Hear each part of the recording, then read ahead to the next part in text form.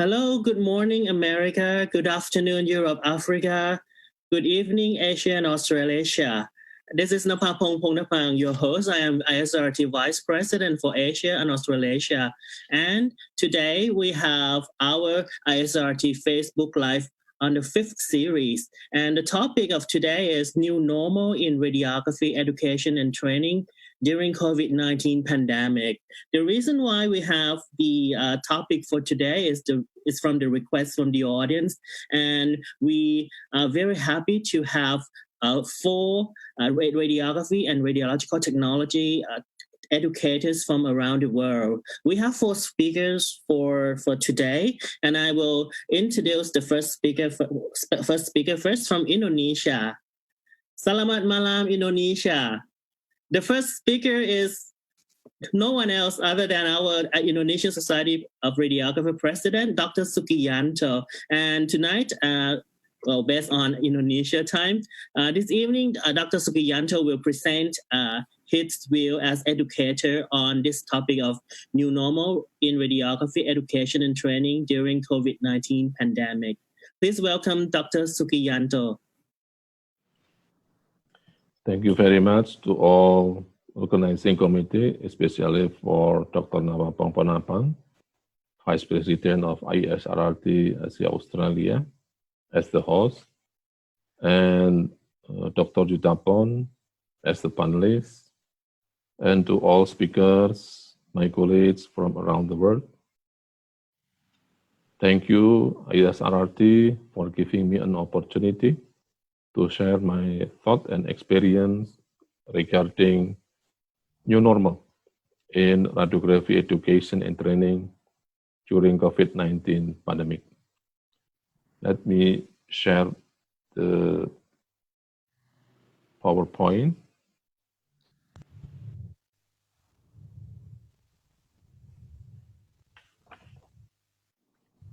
Let's look the map here, how pandemic COVID-19 affect the education. We can see that the blue one is only a few countries are still open the school, and most countries the school are closed, whether locally or in the whole country.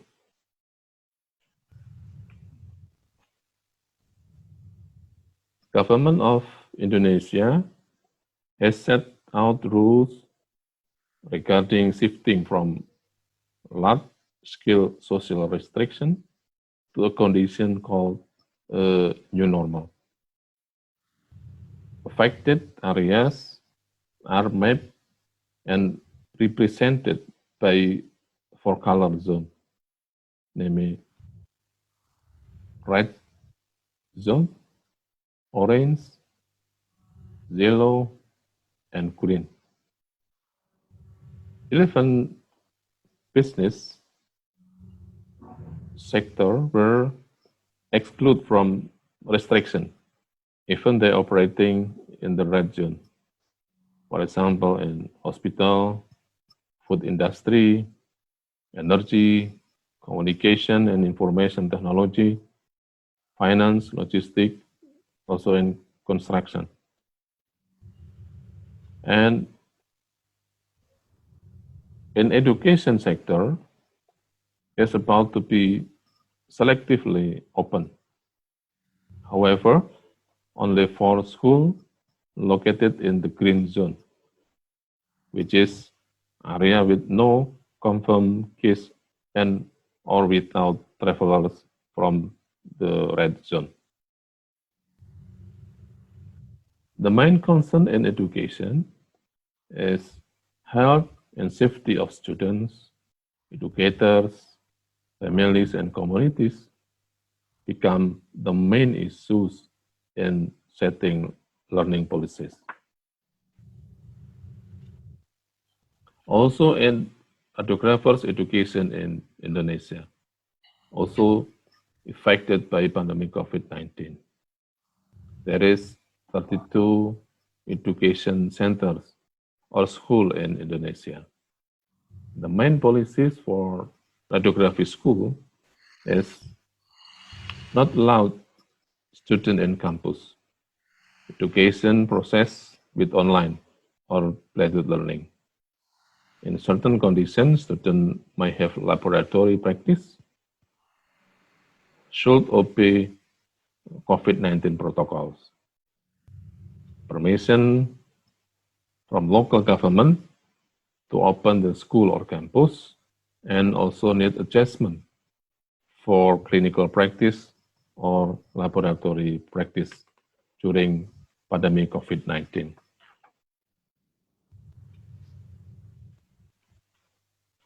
How to implement education radiographers during pandemic COVID-19? There are three main components for implementation in radiographer education.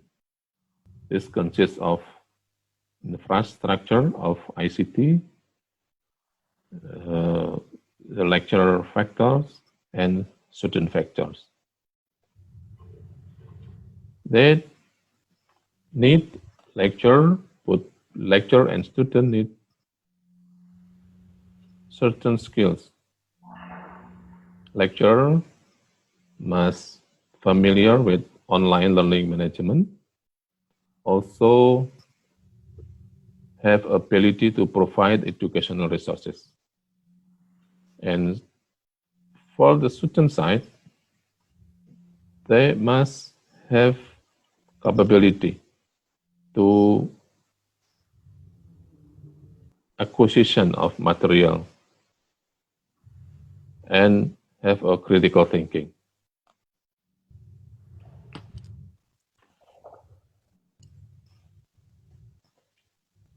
Ability to fully optimize ICT is a crucial skill for lecturer in online learning and teaching.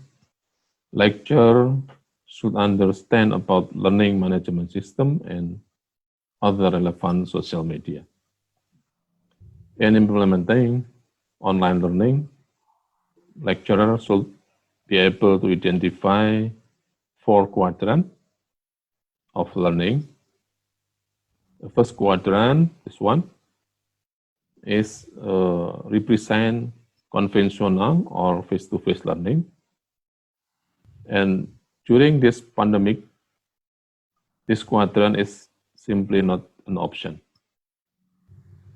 The second quadrant, third quadrant, and fourth quadrant are represent online learning. Upper quadrant means synchronous learning, whether online or offline, while lower quadrant means synchronous learning.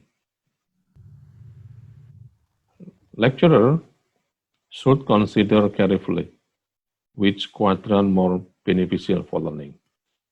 In this pandemic situation, I think they must shift from face-to-face learning to online learning.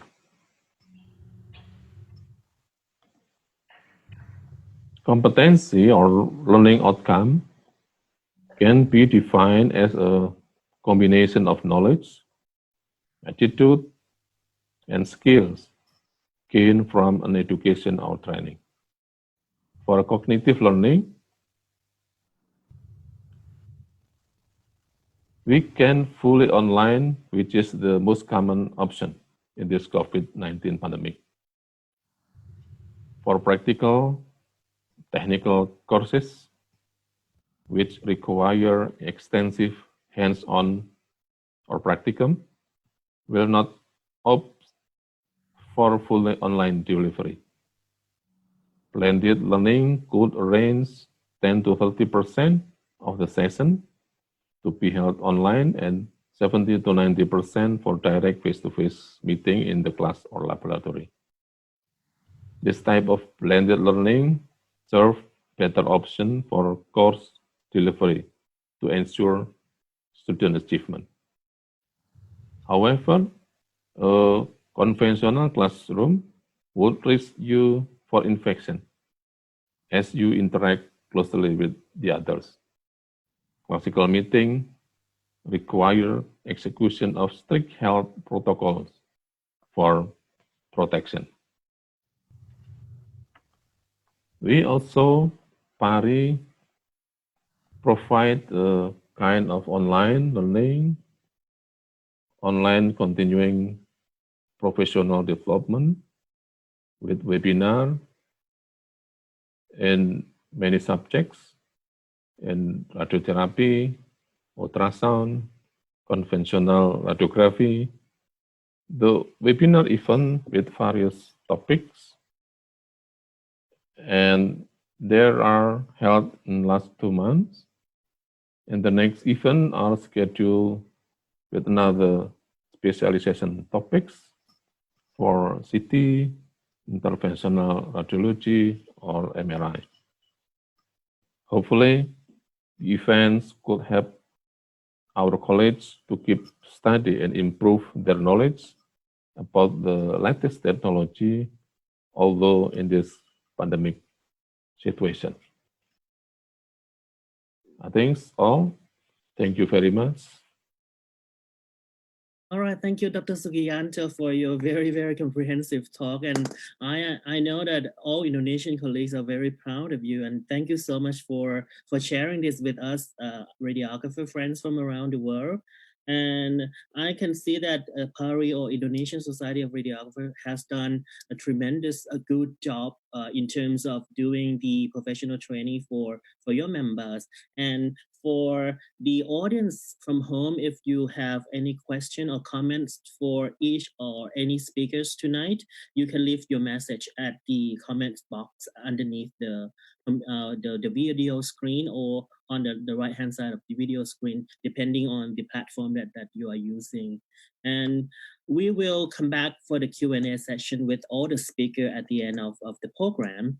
And the next speaker is our ISRRT Regional Education Coordinator from America region, and he is Dr. Robin C. Hesler from Canada, and Dr. Hesler will share his experience about how COVID-19 has impact on the education and training in his country. Hello, everyone. I would like to thank the organizers and the ISRRT organization for the honor of giving this short presentation. My presentation will cover the topics listed on this slide. My appreciation to Carrie Brew and Mark Gibbon at the Canadian Association of Medical Radiation Technologists, or CAMRT for short, for their direct and indirect assistance in preparing this presentation. As this slide gives an overview of the size, the complexity, and diversity of Canada. Under Canada's Constitution, healthcare and education are the responsibilities of the 10 provinces and 3 territories, and for the most part, it is publicly funded. The provinces and territories have a lot of autonomy on how education and healthcare are delivered, and it varies even within jurisdictions. As this slide shows, we have 45 accredited programs in Canada which educate and train learners in the official disciplines of radiological technology, radiation therapy, nuclear medicine, and MRI. As provinces have autonomy for education, program length varies within a province and among them, from a 2-year diploma model to a 4-year diploma degree model. The territories are different, which I won't get into here as it is a whole different presentation. All programs are accredited through a national accrediting organization. All programs must teach to the national competencies established in the CAMRT's National Competency Profile. All program graduates must pass the CAMRT's National Competency Examination for their discipline in order to enter practice. This allows a graduate to practice anywhere in Canada without further examination. This slide lists the main impacts on faculty and clinical educators related to the COVID-19 crisis. Everyone was in uncharted waters. The challenges were enormous, but not insurmountable. It tested the creativity, improvisation, and adaptability qualities in all, including students. Educators realized that when they were stressed, they stressed the students, and the students being stressed impacted on the educators. So that was an issue that had to be tackled. The fact that normal workflow in hospitals decreased dramatically and lockdowns happened meant that clinical hands-on training was not possible, or it was severely limited, and educators had to deal creatively with that. The lack of PPE and changes of practice due to COVID-19 and the learners' welfare were also issues for educators, didactic and clinical, along with the question, how do we catch the learners up on their clinical practicum and keep them safe? The May national examination rate was coming up, and there were issues in some programs that the criteria had not been met yet. So what to do there? Another stressor.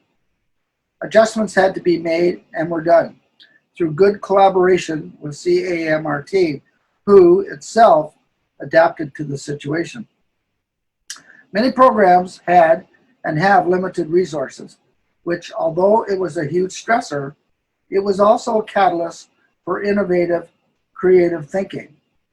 What can you do with what you have was the question they asked themselves while trying to keep the focus as to required program outcomes.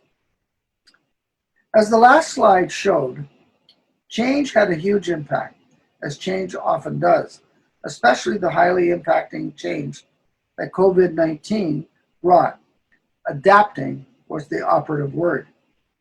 Educators and students had to adapt to the reduction and loss of clinical sites, which led to looking at augmenting clinical experience with simulation, the use of videos, animation, innovative PowerPoint use, and other teaching tools and strategies, as well as negotiating with clinical partners regarding providing clinical experience.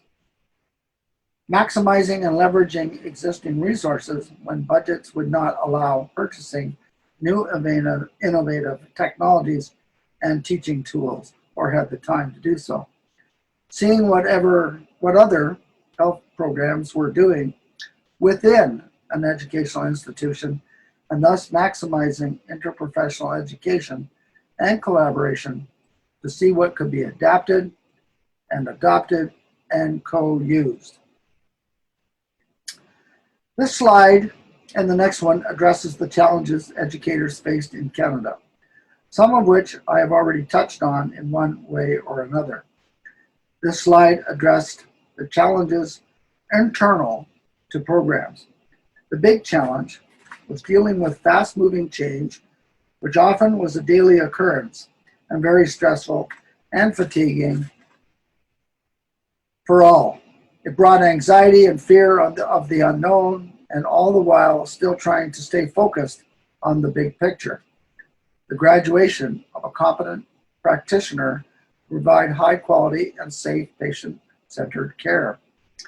Internal to programs were and are the challenges of keeping faculty and learners safe, assessing resources they had not only within the program itself, but also within the institution that other programs may have, intellectually and material-wise. Rearranging program delivery sequence regarding the didactic teaching and the clinical teaching. Determining what viable technologies and teaching strategies can replace certain aspects of the clinical competency requirements, and transitioning to those such as online learning in an organized and planned manner.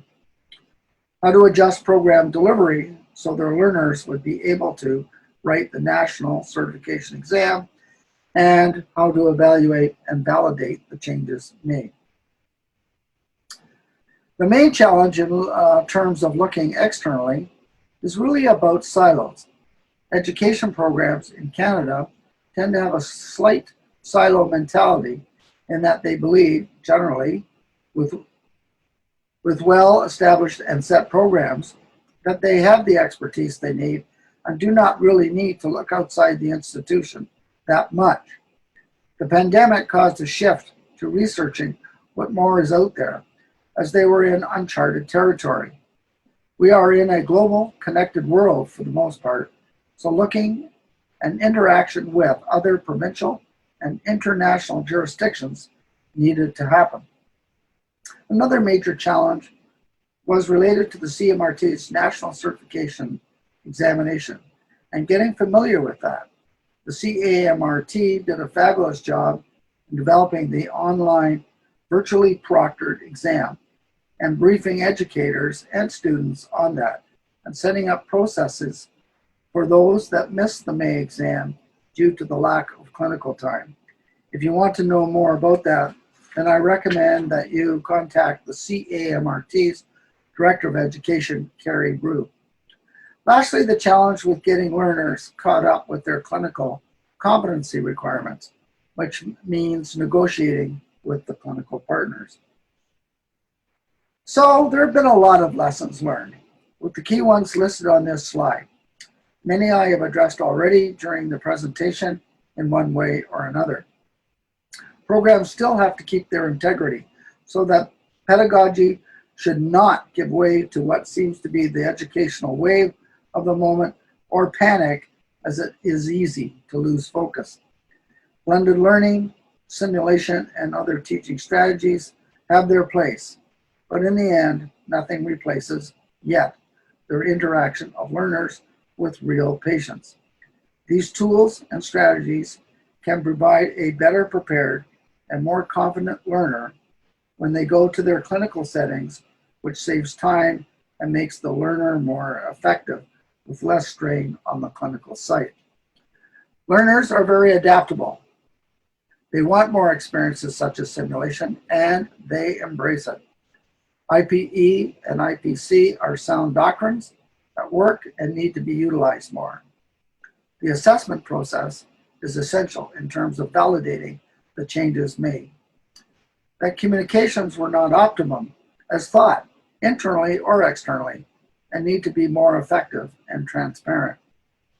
The experiences of SARS was a great reference to build on. And as mentioned before, the virtual proctored CAMRT national exam was a success to build on. That ends my presentation. Thank you again to the ISRRT for inviting me to give this short presentation on the new norm. All right.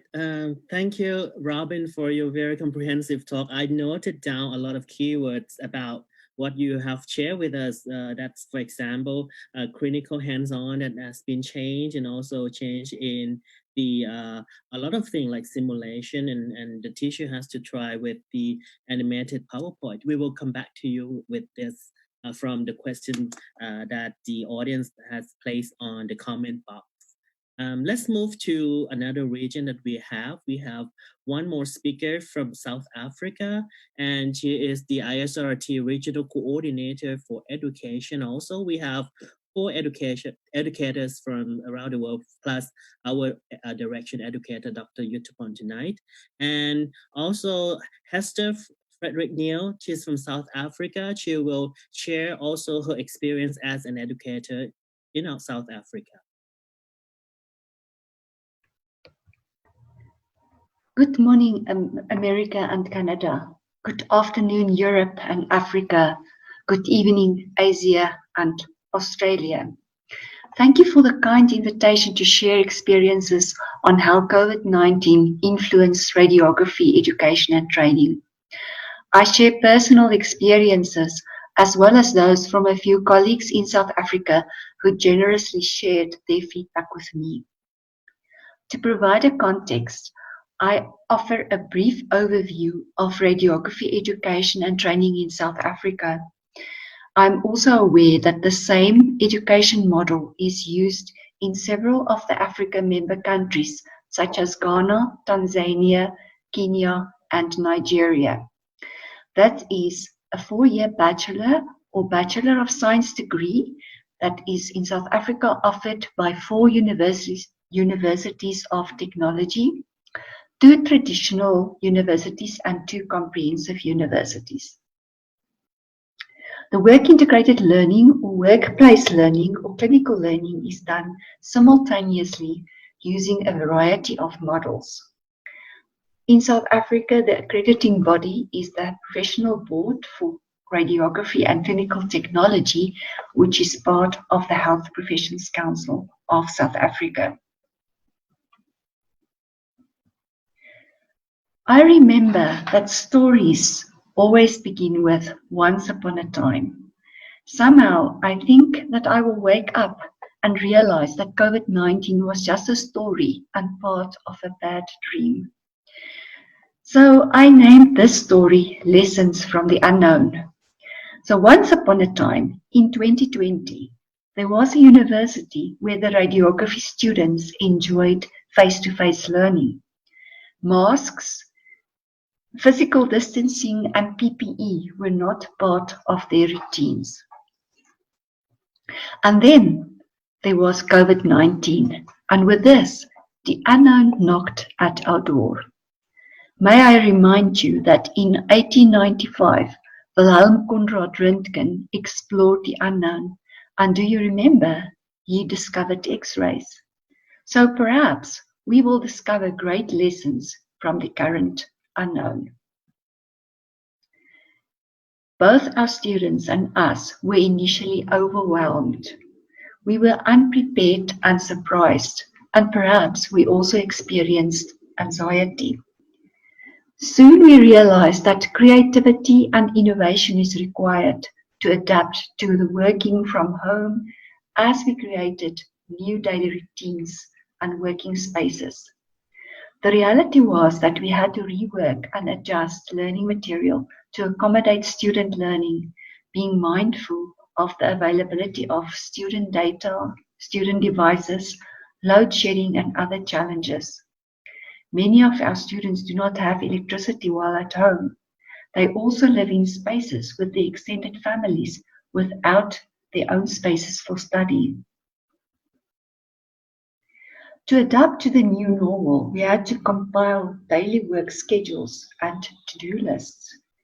We had to take time out when the going gets tough to maintain a work-life balance, because traveling to and from work to unwind no longer exists.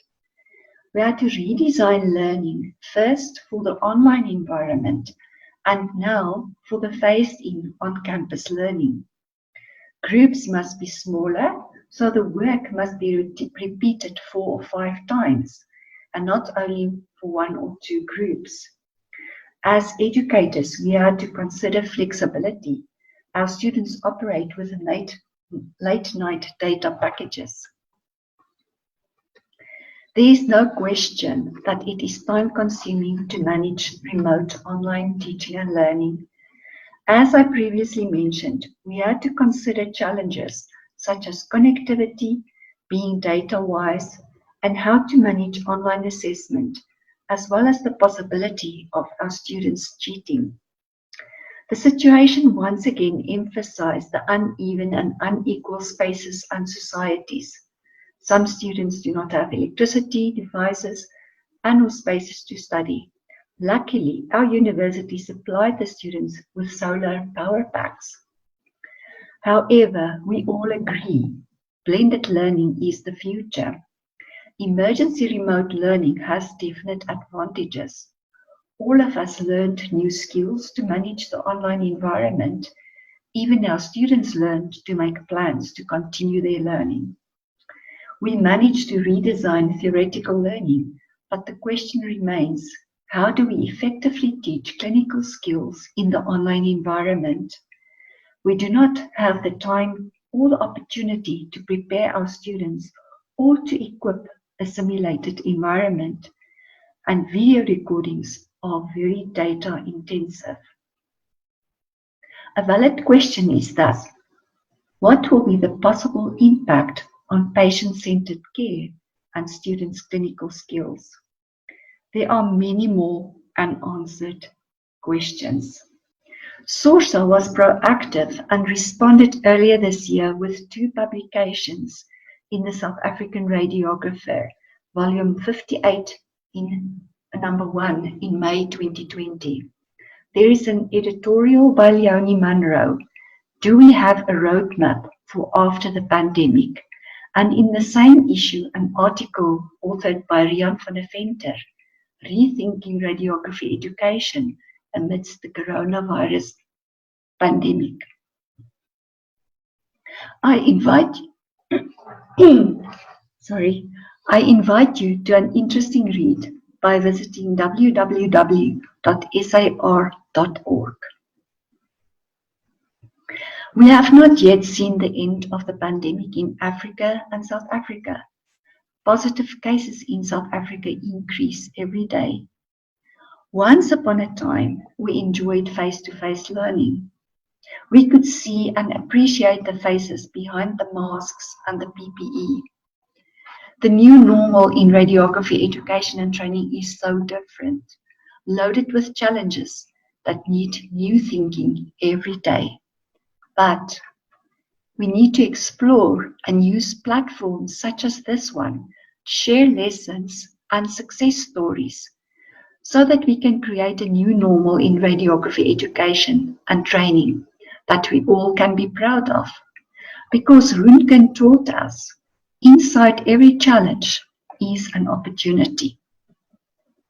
I thank the ISRRT, SORSA, and colleagues who generously shared their information, as well as participants and viewers. Thank you very much.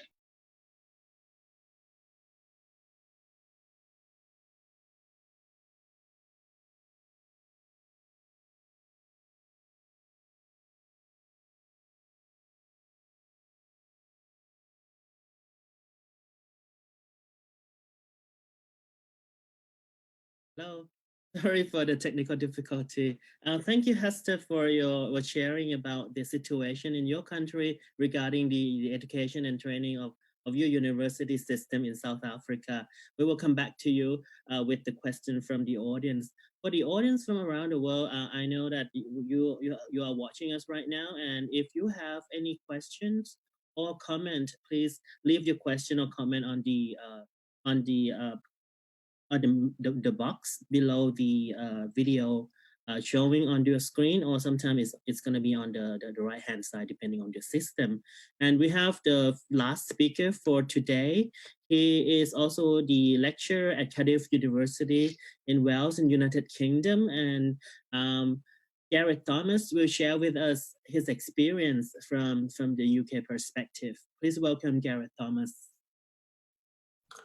Hello, good morning, good afternoon, good evening, wherever you are in the world. I'm Gareth Thomas and I'm a lecturer in diagnostic radiography for the School of Healthcare Sciences here at Cardiff University. I'm also the international representative for the Society and College of Radiographers, United Kingdom.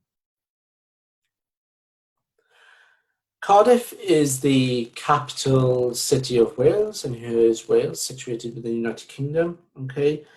We have our own government, separate from the United Kingdom, where matters concerning health and education policy are governed by ourselves. Cardiff University is the only member of the Russell Group of research-intensive British universities, and last year we have a graduate enrolment of about 24,000 students.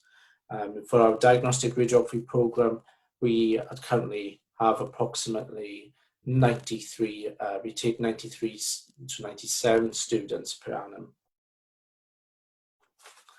Some academic facilities are centred around Cathays Park, here the main campus in the city centre, central Cardiff. The Heath Park campus, the health campus, is the home for our School of Medicine and Dentistry and the School of Healthcare Sciences. The School of Healthcare Sciences houses the following subjects and is the base for all academic learning here at the University Hospital of Wales.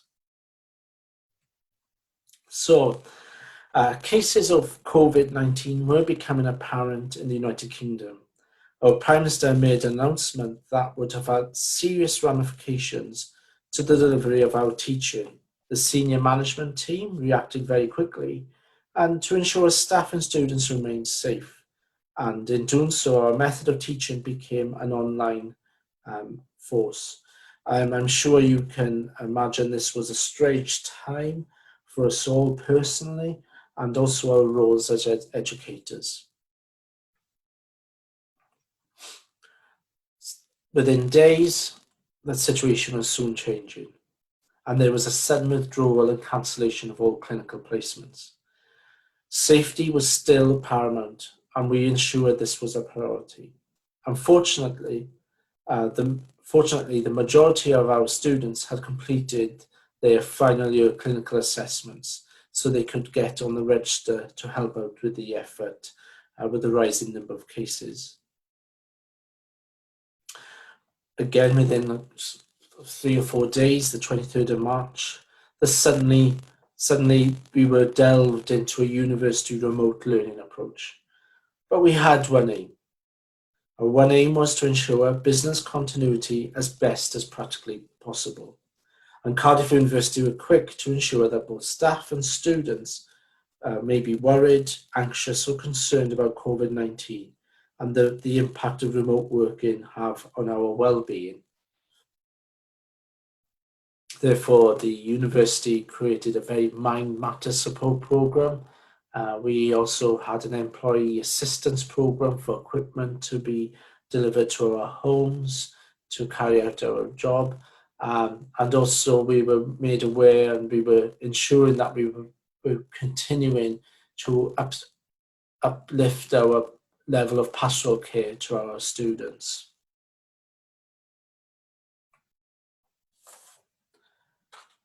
And soon the number of cases was showing that they were rising, and Welsh Government then approached us to provide skills and updates to clinical staff.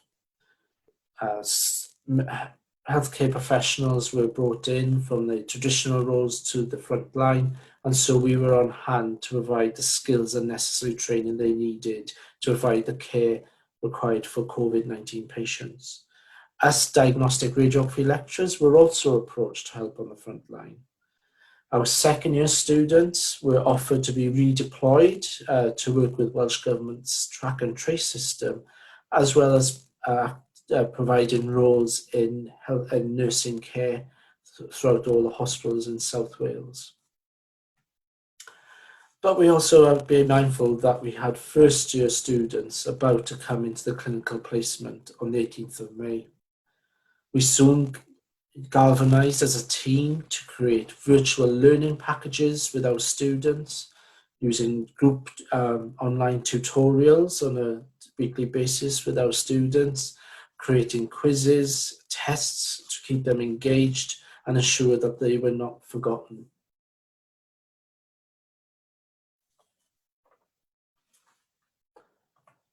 We are also conscious that clinical teaching is an essential component in the formation of a student's professional identity. Students rely on teaching, role modelling as they develop their communication skills. But through history, I'm sure students have all come to the front line when we've had situations with natural disasters. However, COVID-19 is different. COVID-19 is our concern that students could transmit the virus or contract the disease. And also concerning was our lack of testing, as well as the cancellation of radiological procedures due to radiology departments prioritising work at this time. Also the lack of personal protective equipment for students.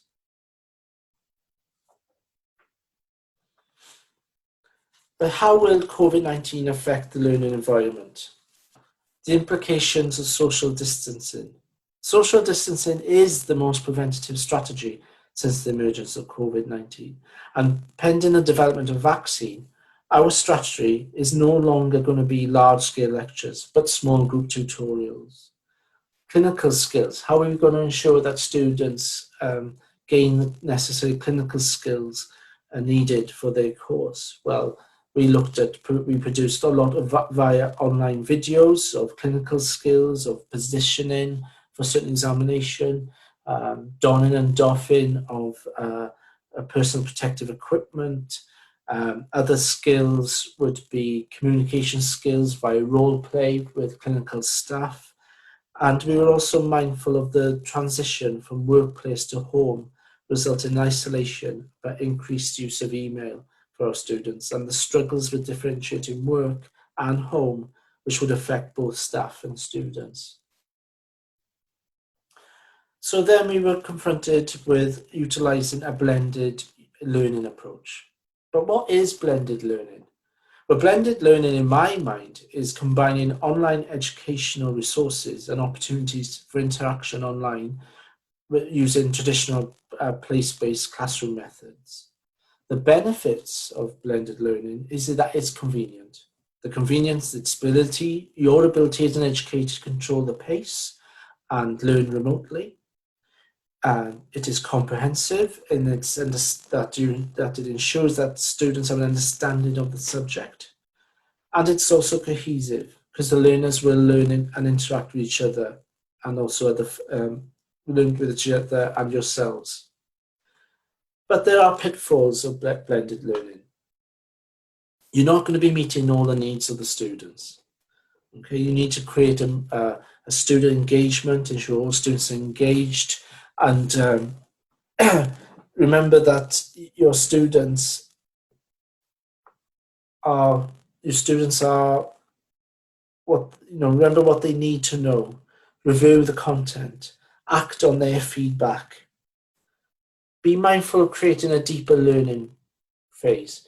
You not just talking 3 hours directly to the students where they can just shut off their laptops or their screens and start reading something else. You've got to keep them engaged, keep asking them questions, create breakout sessions for them to build more deeper learning. And also what we have learned here in Cardiff is to start this blended learning approach slow. Start it, this transition slow and steady to allow the students to learn and adapt to this new method. Initial findings have been that we are now a bit more mindful that students need to be reminded about due dates of assignments and exams, and how to submit assignments and to perform their examinations online. We've also found that recording messages via video is much more effective than an email. Seeing and hearing your voice is much more reassuring. Also reducing our lectures, to 30 minutes instead of 3 hours. Utilising other times, setting tasks, breakout sessions, allowing students to learn from each other, peer-assisted learning, and much more active and productive learning takes place. But there is uncertainty, okay? There is uncertainty about how long this virus is going to be around. What periods in the future will quarantines and social distancing may be required. We need to authenticate patient experience via video online content, and supportive engagement is crucial. Okay, we've also now had to defer clinical placements where to make up the deficit for the mandatory clinical hours. So you will find that, or we have found that we've now had to place students in together, second year and first year students together to make up that clinical time next year, and the impact of that what impact that may produce. But so far, the student experience has been positive. Students are much more engaged, and students more than often are taking part in our online tutorials. The feedback from our students has been very positive, and appreciate the work and how much the team have come together to make the students feel appreciated.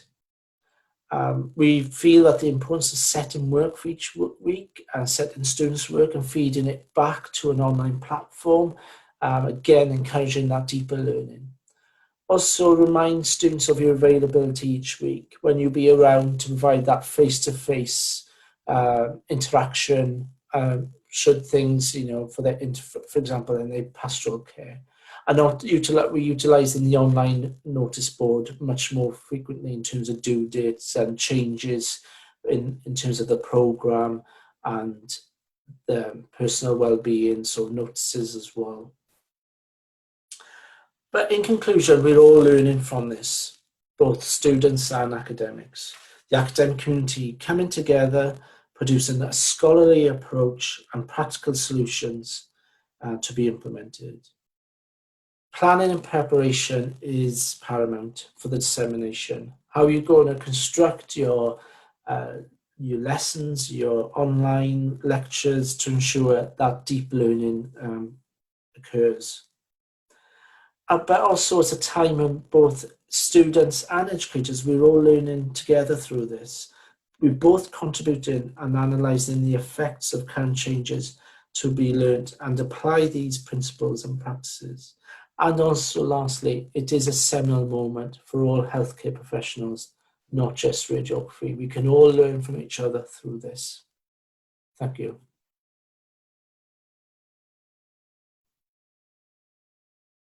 Thank you, Gareth, for your talk, and thanks also for keeping the time. I think now it's time for Q&A. And I think all the speakers are ready, and also our ISRRT Director of Education, Dr. Yudthaphon Vichianin, he is going to be the panelist representing the ISRRT today. I have recorded some questions from the audience. I got like 4 questions at the moment. And I want to go to the first question now from Indonesia, from Gatot Murti Wibowo. His question was, how do you measure the clinical competency among the students while they are not in practice in the clinic? And can we truthfully responsible for our students' achievement? That is the question from Gatot from Indonesia. And I think, to be fair, let Dr. Sugiyanto answer this as the educator from that country. All right, please unmute your microphone. Thank you, Dr. Napapong. Yeah. In Indonesia, the learning process is still continuous. No postpone. That's why for clinical practice, right now, especially in clinical practice, we have to change the schedule. Yeah, we change the clinical practice in the end of semester. But right now, it is quite difficult to evaluate the clinical experience because there is no clinical rotation right now. So we usually give them a kind of a problem-based learning, make a kind of a video, something like that, and then to discuss and evaluate together. Discuss with other students and then what's the opinion of this case, something like that. But not really optimal, but this just the way we find. And in Indonesia, if they have a clinical laboratory or clinical practice, if they must use a simulated patient, we must have a strict protocol for health protocol. So right now, it is not allowed the student come to the campus still. So that's why we use a kind of problem-based learning and then sharing the video, give opinion, something like that to evaluation. That's all, Napapong. Thank you. I think this is truly a challenge for us as educators worldwide, and for Indonesian experience. I think we are grateful to hear what you say, and we are on the same boat. I think. Let's hear from Canada also. Robin, the question I repeat again: how do you measure the clinical competency of your student? Because now they can't really go out for clinical placement. Well, it's a very good question, and I think everyone is trying to figure it out. Really, that's what it comes down to. It all comes back to what's the relationship between the clinical partners and the educational institute. One of the challenges and a stressor is trying to figure out, okay, which tools work and which tools don't, and then how to assess. Because I don't think anyone really has an idea of what the best assessment process is in regards to trying to figure out, does this really make a person competent or not? The best guess is that what people are trying to do with various tools and strategies, which are non-clinical, is to say, okay, how well prepared can I get that student to go into the clinical setting and give them the confidence and give them at least enough education and training that they're able to interact with the patient more successfully, which is good for the clinical side, as I mentioned in the talk, in regards to more efficiencies within the department, particularly when they're trying to push patients through like an assembly line. So people are still trying to figure it out. I do agree with you. Even at my place, my university, we have a wide variety of ways to measure the competency of our students, but it's so difficult, especially in some of the area that are limited access to the patient, and then from now we don't really have the access at all. All right. And I think we go to the next person. Hester, what do you think about this? How do you measure the competency of your student when you can't really have them 100% participate in the clinical placement? Thank you very much. I believe if we had the answer, we did not have this platform today. But saying so, in South Africa, we were very fortunate that both the Minister of Higher Education and the Minister of Health realized the cry from the universities to say that, we have a challenge. We can focus on theoretical learning while we are on lockdown. And as they relaxed the lockdown measures, they allowed students who need the clinical environment to return to campus. And so what we are doing now at our university specifically is that, yes, students are split in groups. So some students may go in clinical practice where we can now help them to upskill them.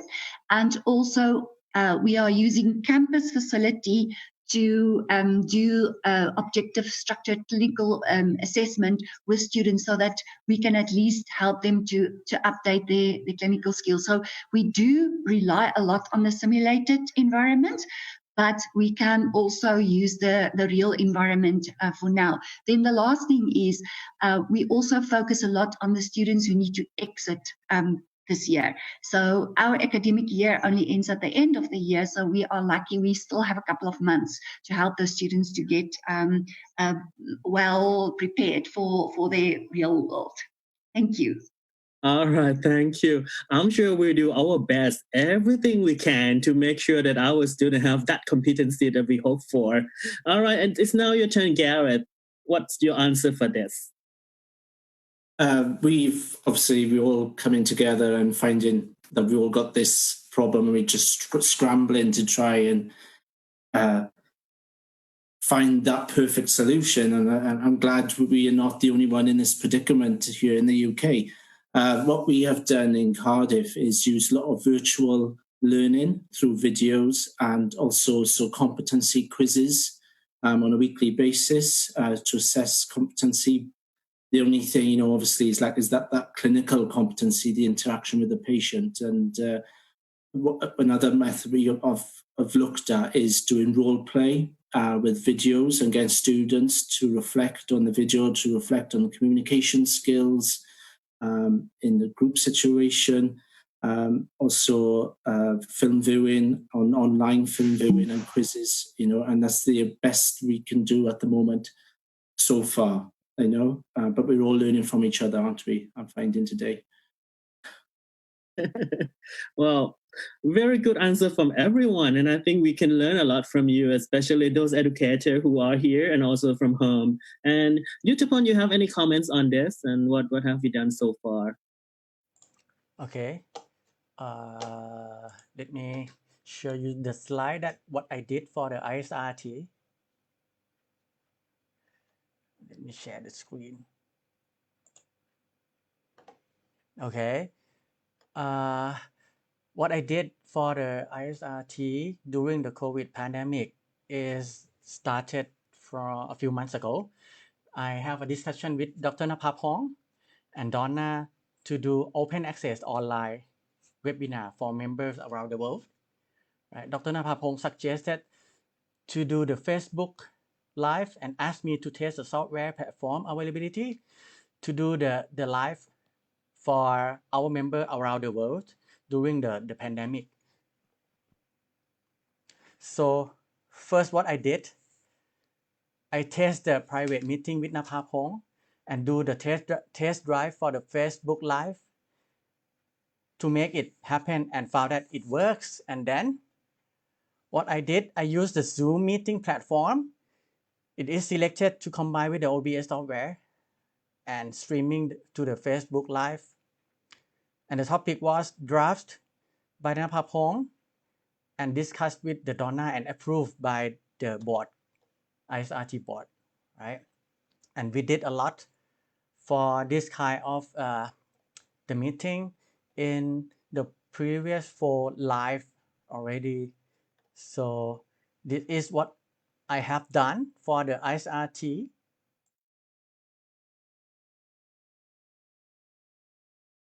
All right. And I think in this aspect of education and training, it's not limited only on our students. It also applies to our colleagues also around the world that professional society needs to provide us the continuing education platform. And this is what ISRRT is doing. All right. And I think we come to the second question from Pichi Luna from the Philippines.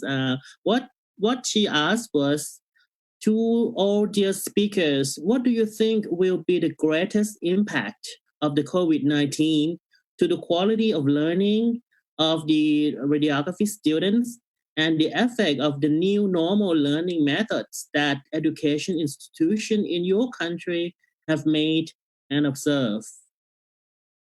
Do you need me to repeat the question? Right. Tishi asked, what do you think has the greatest impact on our education and training for the student? And based on your observation in your country, what does this new normal affect the way of teaching your student? All right, we start with Dr. Sugiyanto again.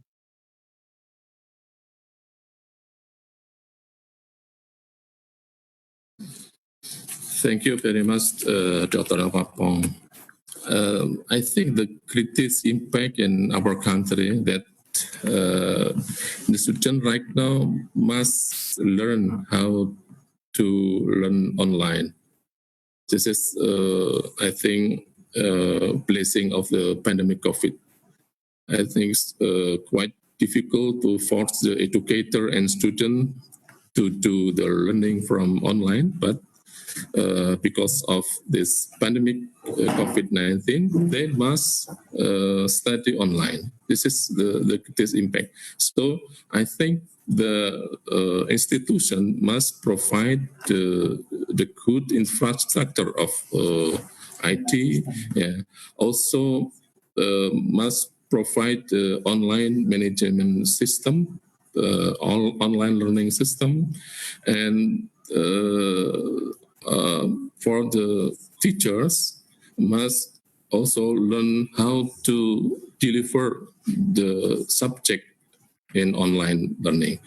And the other side, this is need creativity, both for students and teachers, to how to make a good success for the student. I think this Napapong.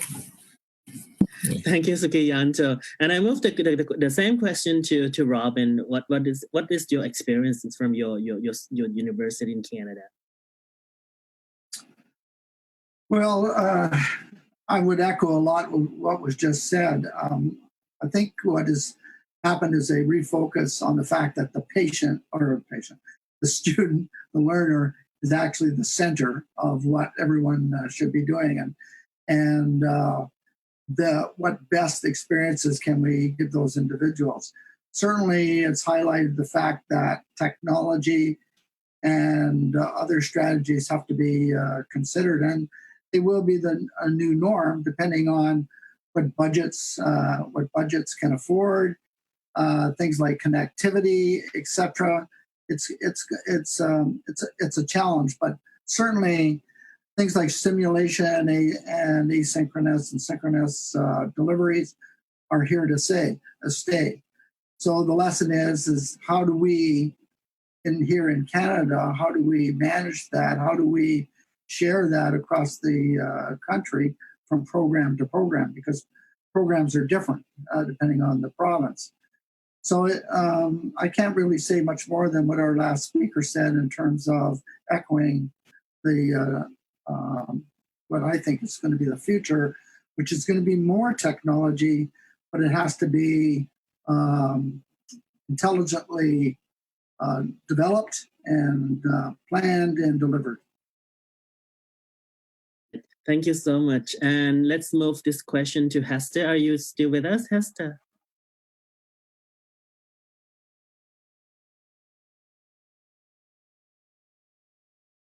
Yes, thank you very much, Napapong. I am very much still here. So yes, the other speakers mentioned that, and also what I mentioned in my presentation is the greatest impact is on the patient and the clinical level of clinical learning. And yes, what we experienced, however, was that students came in and they showed different kind of soft skills all of a sudden. They showed more responsibility. They showed that they also want to make plans because we recognize this as a limitation and an impact that we have to make sure that the level of clinical learning is so that the patient does not suffer, or the level of patient care is not in any way disadvantaged. So yes, we were very proud of our students. This sort of self-directed learning, responsibility, and that is definitely positive amidst this whole pandemic and the negativity around the lessons that we can learn. Thank you. Thank you. Well, that means we have to adjust ourselves a lot also. I saw our colleague at home in my university, those senior professors, they have to come back and learn how to manage the computer software and how to do Zoom and how to do WebEx meeting and so on. It's quite a big challenge for us, but not only for us, for our students too. And Gareth, what do you think about this? I think personally, when I look back and I can see we have a new intake coming now in September, and we've had to plan our scheme of work and look what lectures will be delivered online, what platform we'll be using. But what I'm mindful is that the student will be lacking that one-to-one sort of interaction with the lecturer, reading our body language in the lecture, in the classroom. And also that for the students sitting in a lecture theatre or classroom to learn from each other. And, they have that, as soon as they start our degree program, they're on a personal journey to create that professional identity as a healthcare professional. And I'm just worried that the impact of this virtual learning, that they won't be able to interact each other in the university, they won't be able to have that face-to-face learning from each other. So it's literally face-to-face learning. And I'm just really concerned that they won't have that university experience as other students have in the past. And that just concerns me for them to mature, to learn their communication skills. And they're actually not just, growing up and maturing, learning from each other and learning that university way of life. So that does concern me. Thank you. And your answer leads to the next question. Really, we got one question regarding this issue about this is from Frankie from Indonesia. His question is that we for sure we start to have online and virtual education and training, but one thing that is the disadvantage of this system is that we lack of communication. What about communication skills? How do we deal with this as educator? Go back to you first, Dr. Sugiyanto.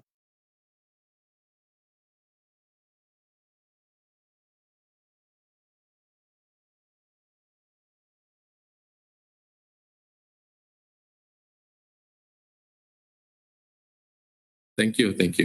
Yeah,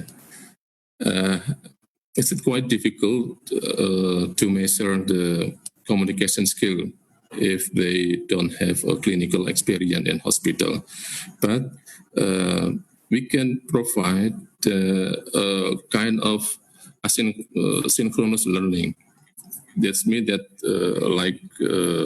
we have same time, the same date, and then discuss what we learn, assignment, something like that, and then discuss the assignment.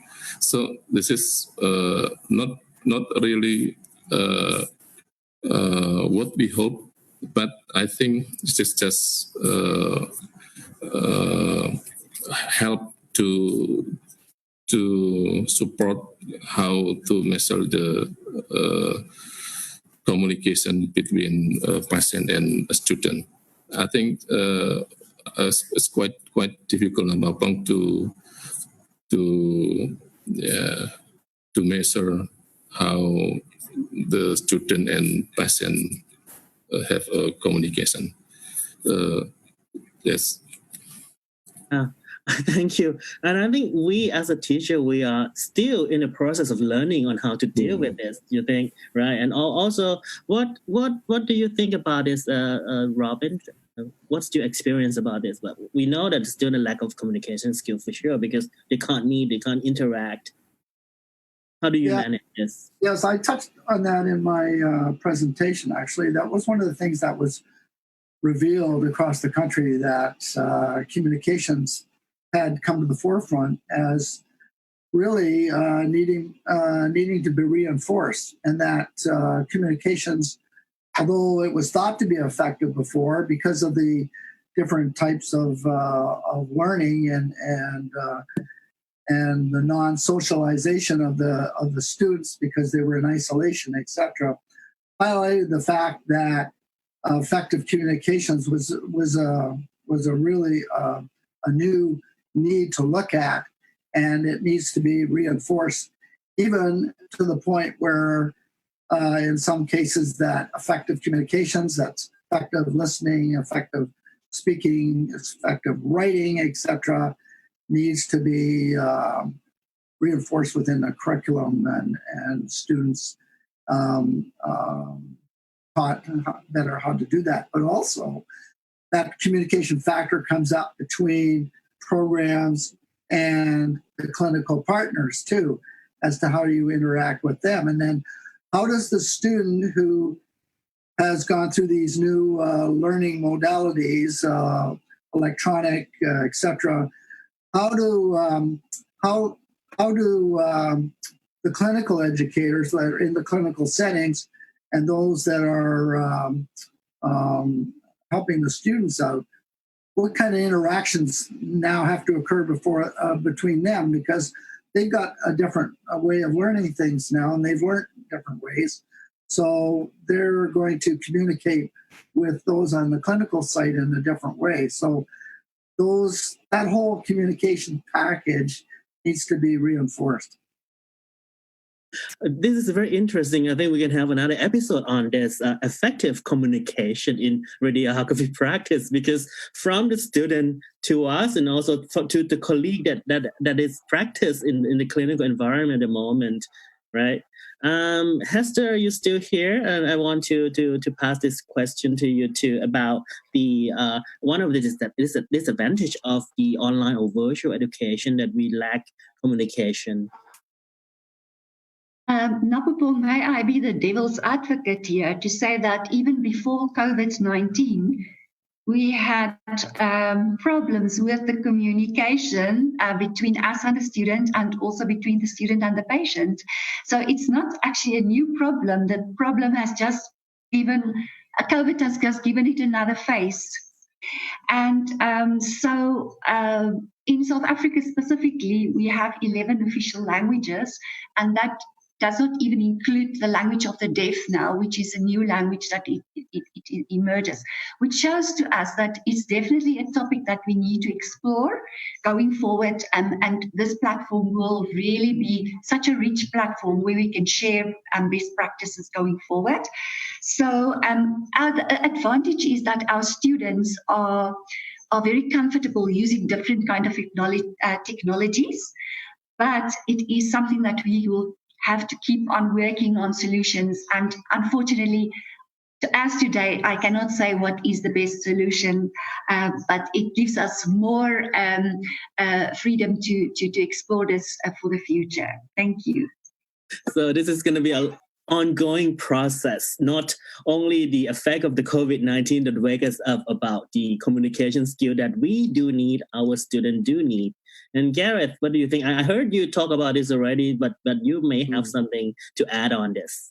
Yeah, we have looked at solutions to this, and we've in the past we used to have an objective structured an OSCE clinical examination exam at the final end, and students, we would draft in real live actors and present the student with the scenario and examine how the student dealt with that irate radiologist or a sensitive issue with, in terms of patient care, for example. So we've got a collection of videos, thankfully, that we use for students to watch, to observe, and then reflect on what has been happening, what would they do in this particular scenario, for example, and get the students to discuss it on the online platform as in a group tutorial.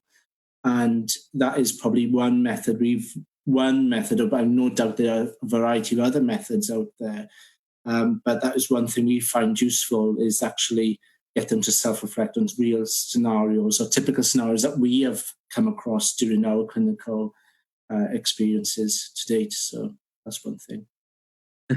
Thank you. This is a big challenge, even in our program, especially in East Asia, where we are heavily on scientific-based education. We found long time that communication skill we need to improve, and then we try to adapt this and then put more on the education in this subject to our students. Still, is never enough. So, Yudthaphon, do you have any idea about this, about the communication challenge that we may have when we have to switch from face-to-face to education to the online or virtual training? Thank you very much for the question. I think in the past, we also have this kind of problems too. But luckily, our programs redesign the curriculum to have before the student go to the clinical practice, we have and small group exams, and we give the random question to the student for the scenarios that they need to do the role play to handle the communication between patient, between the staff or colleague before they actually go to the clinical practice. And then before the COVID, after the student has the clinical practice, they come back and we have the comprehensive exam to check like pre-test, post-test. And then when we have the COVID, I think my colleague at the department would take the same approach. Like we can have the student to do the random scenario to handle the patient communication as a role play, and then do the self video recording and send back to the course instructors to check and give the feedback. I think what we are doing like this. All right, and I think we kind of come to the final of the program today, and I would like all the educators to have a final word that you want to pass on to your colleagues, to your students, and anyone who is watching this program. And let's start with Dr. Sugiyanto. What do you want to say to them? Anything?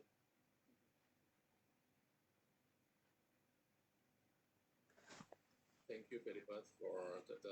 Napapong, Dr. Newman, Yudthaphon, and all speakers. Yes, yeah, and also our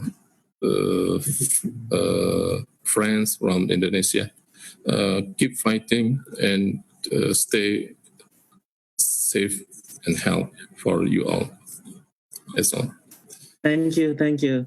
And next we go to Robin.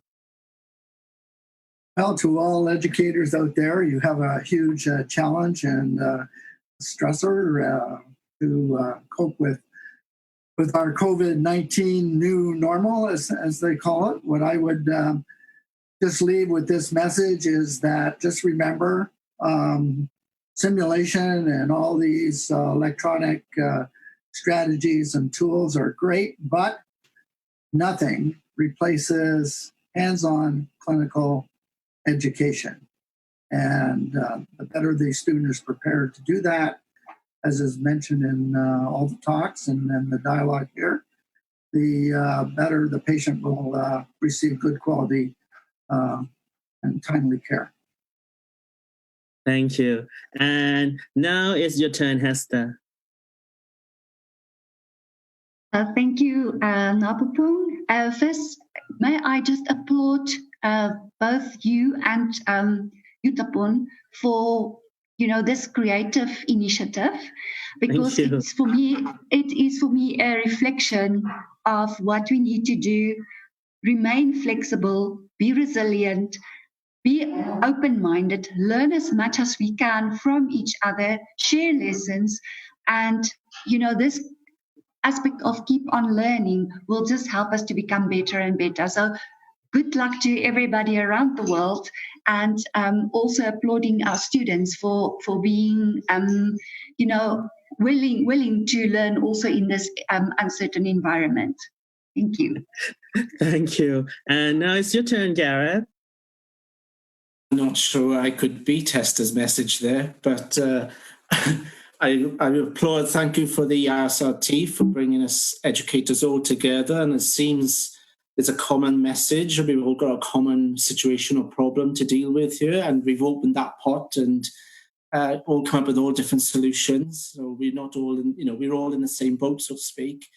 I also want to applaud the educators who are dealing with this in a very constructive manner and doing the best for our future radiographers around the world.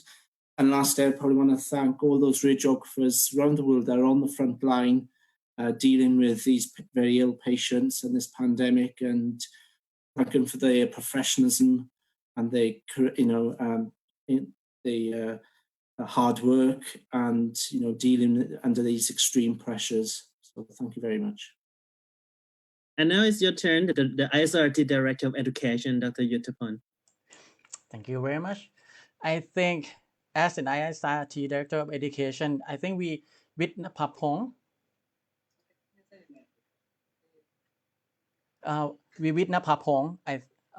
we do the. Can you hear me? Okay.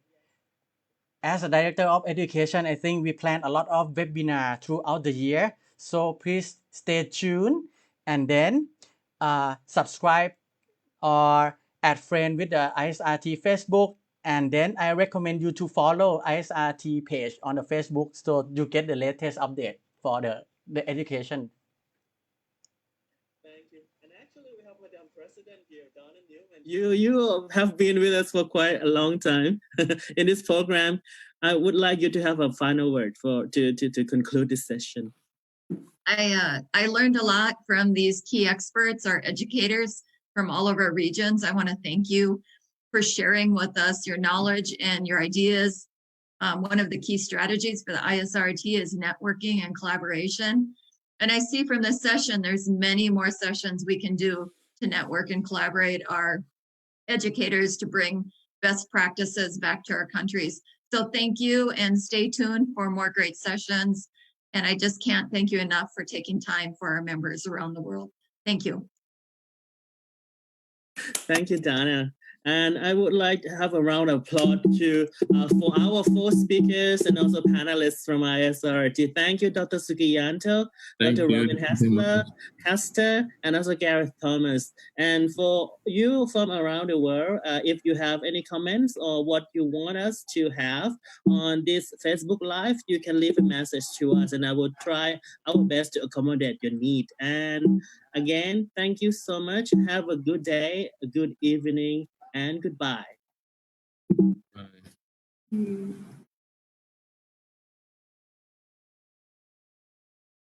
Bye.